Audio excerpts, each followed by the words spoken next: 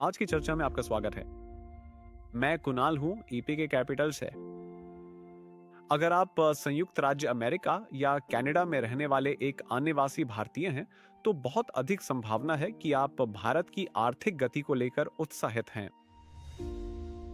भारत दुनिया की सबसे तेजी से बढ़ती प्रमुख अर्थव्यवस्थाओं में से एक बना हुआ है और अपने पोर्टफोलियो का एक हिस्सा भारतीय इक्विटी बाजारों में लगाना आज उपलब्ध सबसे आकर्षक दीर्घकालिक संपत्ति निर्माण रणनीतियों में से एक है।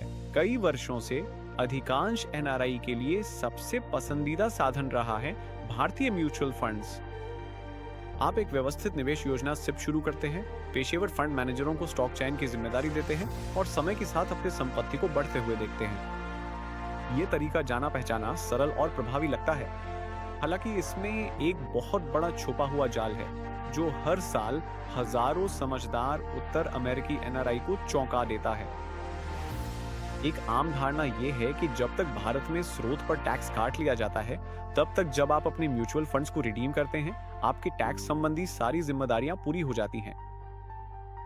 दुर्भाग्यवश ये धारणा आपको गंभीर टैक्स देनदारियों, अप्रत्याशित पेनल्टी, ब्याज और डबल टैक्सेशन की स्थिति में डाल सकती है जब आप अमेरिका में इंटरनल रेवेन्यू सर्विस या कनाडा में कनाडा रेवेन्यू एजेंसी के साथ अपना रिटर्न फाइल करते हैं। इस वीडियो में हम आपको विस्तार से बताएंगे कि क्रॉस बॉर्डर टैक्स कानून आपके भारतीय म्यूचुअल फंड्स को कैसे देखते हैं, क्यों सामान्य निवेश सलाह उत्तर अमेरिकी निवासियों के लिए उल्टा पड़ सकती है और सबसे महत्वपूर्ण बात, आप अपने पोर्टफोलियो को कानूनी रूप से कैसे संरक्षित कर सकते हैं ताकि आपकी मेहनत की कमाई सुरक्षित रहे। आइए शुरुआत करते हैं उन एनआरआई की वास्तविकता से जो संयुक्त राज्य अमेरिका में रहते हैं। मूल समस्या इस बात से शुरू होती है कि इंटरनल रेवेन्यू सर्विस भारतीय म्यूचुअल फंड्स को कैसे वर्गीकृत करती है। आईआरएस के लिए एक भारतीय म्यूचुअल फंड को एक सामान्य अमेरिकी म्यूचुअल फंड की तरह नहीं माना जाता है। इसके बजाय इसे एक जटिल श्रेणी में रखा जाता है जिसे पैसिव फॉरेन इन्वेस्टमेंट कंपनी या पीएफआईसी कहा जाता है। जब किसी निवेश को पीएफआईसी के रूप में वर्गीकृत किया जाता है, तो अमेरिकी टैक्स कोड के सेक्शन 1291 के तहत डिफॉल्ट टैक्स नियम काफी सख्त होते हैं। लंबी अवधि के पूंजीगत लाभ कर दरों का लाभ उठाने के बजाय, जो आमतौर पर 15 या 20% पर सीमित होती हैं, भारतीय म्यूचुअल फंड बेचने से होने वाला कोई भी लाभ साधारण आय के रूप में सबसे ऊंचे टैक्स ब्रैकेट में टैक्स किया जाता है, जो कि 37% तक जा सकता है। हालात को और भी खराब बनाते हुए आईआरएस मानता है कि आपके पूंजीगत लाभ उस पूरे समय के हर एक दिन में समान रूप से अर्जित हुए हैं जब तक आपने फंड को होल्ड किया। फिर वे हर साल के लिए, जब तक आपने उस निवेश पर अमेरिकी टैक्स नहीं दिया, प्रतिदिन चक्रवृद्धि ब्याज दंड वसूलते हैं। जब आप साधारण आयकर और वर्षों के चक्रवृद्धि ब्याज दंड को जोड़कर हिसाब लगाते हैं, तो आपकी कुल टैक्स देनदारी आसानी से आपके कुल मुनाफे का आधे से ज्यादा हिस्सा खा सकती है। आर्थिक दंड के अलावा रिपोर्टिंग का बोझ भी बहुत भारी है। आपको हर साल आपके पास मौजूद हर एक म्यूचुअल फंड स्कीम के लिए आईआरएस फॉर्म 8621 भरना अनिवार्य है, चाहे आपने उसे बेचा हो या नहीं। अब अगर आप कनाडा में रह रहे हैं, तो टैक्स का तरीका अमेरिकी पीएफआईसी नियमों से अलग है, लेकिन इसमें भी अपनी अलग तरह की मुश्किलें हैं। कनाडा रेवेन्यू एजेंसी विश्वव्यापी आय के सिद्धांत पर काम करती है। इसका मतलब है कि एक कनाडाई टैक्स रेजिडेंट के रूप में आप दुनिया में कहीं भी जितना भी पूंजीगत लाभ या डिविडेंड आय कमाते हैं, उसे आपको अपनी कनाडाई टैक्स रिटर्न में दिखाना होगा। कनाडाई एनआरआई के लिए पहली बड़ी मुश्किल है मुद्रा रूपांतरण। जब आप भारतीय म्यूचुअल फंड खरीदते या बेचते हैं, तो ये लेन देन भारतीय रुपए में होते हैं। हालांकि सीआरए आपसे ये अपेक्षा करता है कि आप अपनी लागत मूल्य और पूंजीगत लाभ की गणना कनाडाई डॉलर में करें, जिसमें खरीदारी की तारीख और बिक्री की तारीख के सटीक विनिमय दर का इस्तेमाल करना जरूरी है। क्योंकि ऐतिहासिक रूप से रुपए ने लंबे समय में कनाडाई डॉलर के मुकाबले अवमूल्यन किया है, इसलिए आपके पास आसानी से वो स्थिति आ सकती है जिसे फैंटम कैपिटल गेन कहा जाता है। इसके अलावा अगर आपके सभी विदेशी निर्दिष्ट संपत्तियों की कुल लागत, जिसमें भारतीय म्यूचुअल फंड, बैंक खाते और शेयर शामिल हैं, किसी भी समय एक साल में 1 लाख कनाडाई डॉलर से अधिक हो जाती है, तो आपको कानूनी रूप से फॉर्म T1135 भरना अनिवार्य है। इस फॉर्म को सही तरीके से दाखिल न करने पर सख्त जुर्माना लगता है, जो प्रति वर्ष 2500 कनाडाई डॉलर से शुरू होता है। जब निवेशक इन क्रॉस बॉर्डर जटिलताओं के बारे में जानते हैं तो उनका पहला सवाल अक्सर होता है, क्या डबल टैक्सेशन अवॉइडेंस एग्रीमेंट मुझे सुरक्षा नहीं देता? ये क्रॉस बॉर्डर वेल्थ मैनेजमेंट में सबसे व्यापक मिथकों में से एक है। भारत ने संयुक्त राज्य अमेरिका और कनाडा दोनों के साथ डबल टैक्सेशन अवॉइडेंस एग्रीमेंट्स या DTAA बनाए हुए हैं।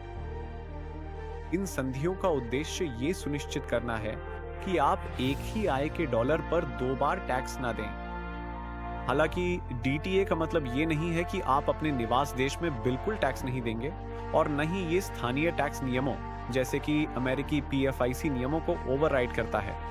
असल में ये विदेशी टैक्स क्रेडिट मैकेनिज्म के जरिए इस तरह काम करता है। जब आप कोई भारतीय म्यूचुअल फंड बेचते हैं तो भारत में फंड हाउस आमतौर पर स्रोत पर टैक्स कटौती यानी TDS करता है। जब आप अमेरिका में फॉर्म 11116 या कनाडा में फॉर्म T2209 का उपयोग करके अपना टैक्स रिटर्न दाखिल करते हैं तो आप भारत में पहले से दिए गए टैक्स के लिए क्रेडिट का दावा कर सकते हैं। ये क्रेडिट आपके स्थानीय टैक्स को डॉलर दर डॉलर उस राशि तक कम कर देता है जितना आपको देना है। लेकिन इसमें एक पेच है। अगर भारत आपके पूंजीगत लाभ पर 12.5% टैक्स लगाता है, लेकिन PFIC नियमों के कारण IRS उन्हीं लाभों पर 37% टैक्स लगाता है, तो विदेशी टैक्स क्रेडिट केवल 12.5% तक ही कवर करता है। आपको शेष 24.5% का अंतर IRS को सीधे देना होगा, साथ ही किसी भी लागू PFIC ब्याज शुल्क के साथ। असल टैक्स दरों के अलावा NRI के सामने एक और बड़ा चुनौतीपूर्ण पहलू है संरचनात्मक, यानी टैक्स कैलेंडर और मुद्रा ट्रैकिंग का मूलभूत असंतुलन। भारत में वित्तीय वर्ष 1 अप्रैल से शुरू होकर अगले कैलेंडर वर्ष की 31 मार्च तक चलता है। संयुक्त राज्य अमेरिका और कनाडा दोनों में टैक्स वर्ष सामान्य कैलेंडर वर्ष के अनुसार 1 जनवरी से 31 दिसंबर तक चलता है। ये 3 महीने का ओवरलैप गंभीर समन्वय समस्याएं पैदा करता है। अगर आप फरवरी में कोई भारतीय म्यूचुअल फंड रिडीम करते हैं तो वो आय मौजूदा भारतीय वित्तीय वर्ष में आती है, लेकिन उत्तर अमेरिकी रिपोर्टिंग के लिए वो पिछले टैक्स वर्ष में गिनी जाती है। अगर आपके दोनों देशों में टैक्स फाइलिंग पूरी तरह से मेल नहीं खाती है तो विदेशी टैक्स क्रेडिट का दावा करना बेहद जटिल हो जाता है, जिससे अक्सर टैक्स रिफंड या क्रेडिट प्रोसेस होने तक अस्थायी रूप से डबल पेमेंट करनी पड़ती है। इसके अलावा कई निवेशक पिछली लेन देन रिपोर्ट करते समय वर्ष के अंत की औसत विनिमय दर या मौजूदा कन्वर्जन रेट का इस्तेमाल करने की गलती कर बैठते हैं। पूरी तरह से अनुपालन में रहने और टैक्स अधिक न चुकाने के लिए हर एक लेन देन, चाहे वो डिविडेंड वितरण हो या पूंजी की वापसी, उसकी सटीक तारीख पर आधिकारिक ऐतिहासिक विनिमय दर से समर्थित होना चाहिए जिस दिन वो लेन देन पूरा हुआ था। अब जब हमने जटिलताओं को समझ लिया है तो आइए समाधान पर ध्यान केंद्रित करें। भारत की विकास यात्रा में भाग लेना ये नहीं मतलब कि आपको PFIC, पेनल्टी या अकाउंटिंग की परेशानियों का सामना करना पड़े। ऐसे कई अत्यंत प्रभावी और पूरी तरह से अनुपालन वाले विकल्प हैं जो उत्तर अमेरिकी NRI को भारत में आसानी से दीर्घकालिक संपत्ति बनाने की सुविधा देते हैं। सबसे पहले सीधे भारतीय इक्विटी पर विचार करें। IRS भारतीय कंपनियों के व्यक्तिगत शेयरों को पैसिव फॉरेन इन्वेस्टमेंट कंपनी के रूप में वर्गीकृत नहीं करता है। जब आप नॉन रेजिडेंट एक्सटर्नल या non resident ordinary portfolio account के माध्यम से भारतीय कंपनियों के शेयरों में सीधे निवेश करते हैं तो आपके पूंजीगत लाभ को अमेरिका में मानक कर उपचार मिलता है, जिससे आपको कम दीर्घकालिक पूंजीगत लाभ कर दरों का लाभ मिलता है और कनाडा में टैक्स रिपोर्टिंग भी सीधी रहती है। दूसरा, उन निवेशकों के लिए जो खुद व्यक्तिगत शेयर नहीं खरीदना चाहते लेकिन पेशेवर प्रबंधन चाहते हैं, पोर्टफोलियो मैनेजमेंट सर्विसेज या PMS एक आकर्षक संरचना प्रदान करते हैं। म्यूचुअल फंड के विपरीत, जहां आप एक संयुक्त ट्रस्ट की यूनिट्स के मालिक होते हैं, PMS आपके नाम से आपके खुद के डिमैट अकाउंट में सीधे व्यक्तिगत शेयर खरीदता है। क्योंकि आप अंतर्निहित इक्विटी के सीधे मालिक बने रहते हैं, इसलिए ये आमतौर पर अमेरिकी टैक्स नियमों के तहत PFIC वर्गीकरण से बच जाता है। तीसरा, अगर आप सबसे सरल तरीका चाहते हैं तो आप ऐसे US या कनाडा में रजिस्टर्ड एक्सचेंज ट्रेडेड फंड्स में निवेश कर सकते हैं जो भारतीय बाजार सूचकांकों को क्रैक करते हैं। ये फंड्स नॉर्थ अमेरिकन एक्सचेंजों पर ट्रेड होते हैं, साल के अंत में स्टैंडर्ड टैक्स फॉर्म्स जैसे 10999 या T3 जारी करते हैं और विदेशी रिपोर्टिंग की जटिलता को पूरी तरह खत्म कर देते हैं, जबकि आपको भारत की आर्थिक वृद्धि का शुद्ध एक्सपोजर देते हैं। अंतरराष्ट्रीय टैक्स कानूनों और संपत्ति प्रबंधन में नेविगेट करना स्पष्टता और सोच समझकर की गई कार्रवाई की मांग करता है। अगर आपके पास फिलहाल भारत में निवेश है या निकट भविष्य में निवेश करने की योजना है, तो अपनी संपत्ति की सुरक्षा के लिए यहाँ एक स्पष्ट 3 चरणीय चेकलिस्ट दी गई है। पहला, अपने मौजूदा भारतीय पोर्टफोलियो का एक व्यापक ऑडिट करें। दूसरा, किसी भी रिडेम्पशन या पूंजी को सीमा पार भेजने से पहले सभी आवश्यक दस्तावेज एकत्रित करें। तीसरा, किसी भी बड़े एसेट एलोकेशन निर्णय से पहले ऐसे योग्य क्रॉस बॉर्डर वेल्थ एडवाइजर से सलाह लें जो भारतीय वित्तीय पारिस्थितिकी तंत्र और नॉर्थ अमेरिकन टैक्स स्ट्रक्चर दोनों को समझता हो। अब बोनस के तौर पर मैंने उच्च संपत्ति वाले एनआरआई के लिए 7 महंगे टैक्स ट्रैप्स पर एक गहन गाइड तैयार की है, जो बचाव और अनुपालन पर एक रणनीतिक रिपोर्ट है।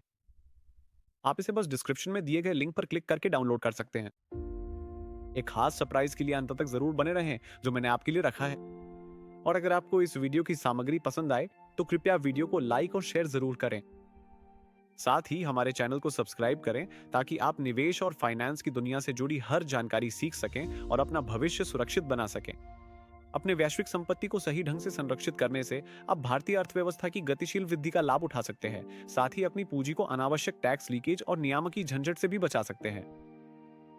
अगर आप अपनी क्रॉस बॉर्डर रणनीति को बेहतर बनाना चाहते हैं, नियमों के अनुसार निवेश चैनल्स को संरचित करना चाहते हैं और अपनी वैश्विक संपत्तियों को दीर्घकालिक वृद्धि के लिए संरेखित करना चाहते हैं, तो हमारी टीम इस पूरे सफर में हर कदम पर आपकी मार्गदर्शक बनेगी। अपने वैश्विक पोर्टफोलियो के बारे में बातचीत शुरू करने के लिए हमसे संपर्क करें। ईपीके कैपिटल में हम पीढ़ियों के लिए संपत्ति बनाते हैं।